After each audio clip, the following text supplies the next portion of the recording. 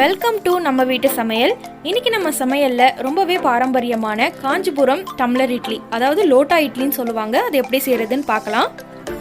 அதுக்கு முன்னாடி மறக்காம எங்க சேனலை சப்ஸ்கிரைப் பண்ணிக்கோங்க.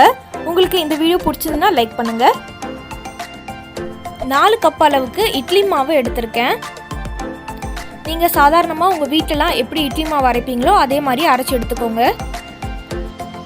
இட்லி நல்லா சாஃப்டா வரணுன்றதுக்காக 1/4 டேபிள் ஸ்பூன் அளவுக்கு பேக்கிங் சோடா சேர்க்குறேன். சேர்த்துட்டு இந்த கரண்டிலேயே கொஞ்சமாக தண்ணி சேர்த்துக்கோங்க. தண்ணி சேர்த்துட்டு நல்லா ஒரு தடவை மிக்ஸ் பண்ணிவிட்டு அதுக்கப்புறமா மாவில் சேர்த்து ஃபுல்லாக கலந்துக்கோங்க. டம்ளரில் இட்லி ஊற்றும் போது இட்லி கொஞ்சம் பெருசாக இருக்கும். ரொம்ப சாஃப்டாக வரணுன்றதுக்காக இது நான் சேர்க்குறேன். இப்போ தாளிப்பு பண்ணிடலாம். ஒரு கடாயில் 3 டேபிள் ஸ்பூன் அளவுக்கு நல்லெண்ணெய் சேர்த்துக்கோங்க. நல்லெண்ணெய் இட்லிக்கு நல்ல சாஃப்ட்னஸ் கொடுக்கும். கடுகு 1 டேபிள் ஸ்பூன் அளவுக்கு, இது கூடவே 1 டேபிள் ஸ்பூன் அளவுக்கு உளுந்தம்பருப்பு,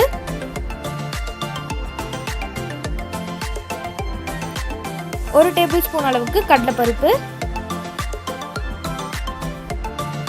இப்போ இதெல்லாம் நல்லா கோல்டன் கலர்ல வர வரைக்கும் கொஞ்சம் வறுத்து எடுத்துடலாம். மோஸ்டா எல்லார் வீட்லயுமே சாதா இட்லி தான் சாப்பிட்ருப்போம். இந்த மாதிரி தாளிச்ச டம்ளர் இட்லி செஞ்சு பாருங்க, ரொம்ப சூப்பராக இருக்கும். வீட்டில் இருக்க குட்டீஸ்க்கெல்லாம் இட்லி ரொம்ப பிடிக்காது. மோஸ்ட்டாக தோசை தான் கேட்பாங்க. இந்த மாதிரி நீங்கள் செஞ்சு கொடுத்தீங்கன்னா ரொம்ப டிஃப்ரெண்ட்டாக இருக்குன்னு விரும்பி சாப்பிடுவாங்க. கொஞ்சமாக முந்திரி பருப்பை சின்னதாக நறுக்கியிருக்கேன், அதை எடுத்து சேர்த்துடலாம். மிளகு 1/2 டேபிள் ஸ்பூன் சேர்த்துக்கிறேன். இது கூடவே 1/2 டேபிள் ஸ்பூன் அளவுக்கு சீரகம் நல்லா மிக்ஸ் பண்ணிடலாம். கொஞ்சம் மீடியம் ஃப்ளேம்லேயே வச்சு செஞ்சுக்கோங்க, இல்லைன்னா ரொம்ப கரிஞ்சிரும். ஒரு பச்சை மிளகாவை சின்னதாக நறுக்கியிருக்கேன், அதையும் சேர்த்துடலாம். ஒரு சின்ன துண்டு இஞ்சியை பொடியாக கட் பண்ணி வச்சுருக்கேன், அதையும் சேர்த்துடலாம். இப்போ 2 நிமிஷம் அளவுக்கு நல்லா மிக்ஸ் பண்ணி விட்டுருங்க. மீடியம் ஃப்ளேமில் வச்சுக்கோங்க.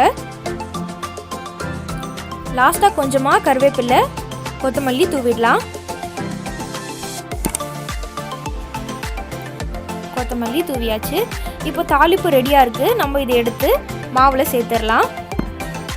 பாருங்கள், மாவு ரெடியாக இருக்குது. இப்போ நம்ம செஞ்சு வச்சுருக்க தாளிப்பு எடுத்து இதில் சேர்த்துடலாம்.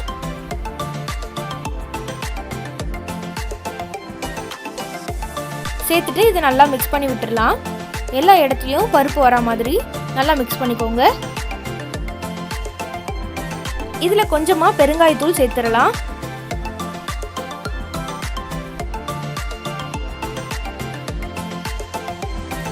அவ்வளோதாங்க, தாளிப்பு இட்லி ரெடியாக இருக்குது. இதை நம்ம டம்ளரில் ஊற்றி வேக வைக்கணும். பாருங்கள், நான் இந்த மாதிரி சின்ன டம்ளர் எடுத்திருக்கேன். இதில் நீங்கள் எண்ணெயும் சேர்த்துக்கலாம், இல்லை நெய்யும் சேர்த்துக்கலாம். சேர்த்துட்டு நல்லா இந்த மாதிரி ஃபுல்லாக அப்ளை பண்ணி விட்டுருங்க. அப்போ தான் இட்லி எடுக்கிறதுக்கு ஈஸியாக இருக்கும். இப்போ இந்த டம்ளரில் மாவை ஃபில் பண்ணிடலாம். நல்லா மிக்ஸ் பண்ணி விட்டு மாவை சேர்த்துக்கோங்க. அப்போ தான் நம்ம சேர்த்த பருப்பு எல்லாம் கீழவே இருக்காமல் நல்லா எல்லா மாவுலையும் நல்லா கலந்து வரும். முக்கால்வாசி ஊற்றிக்கோங்க மாவை, ஃபுல்லாக ஊற்றாதீங்க. ஏன்னா நம்ம வேக வைக்கும்போது இட்லி பொங்கி வரும். முக்கால்வாசி அளவுக்கு ஊற்றினாதான் கீழே பொங்கி வழிஞ்சு வராமல் இருக்கும். எல்லா டம்ளர்லேயும் மாவை ஃபில் பண்ணி வச்சாச்சு. இப்போ இதை இட்லி குண்டானில் வச்சிடலாம். இந்த மாதிரி ஒவ்வொன்றா எடுத்து உள்ளே வச்சிருங்க. அந்த காலத்தில் பாட்டியெல்லாம் இந்த மாதிரி தான் செஞ்சு சாப்பிடுவாங்க. ஆனால் நம்ம இந்த மாதிரி செய்கிறது கிடையாது.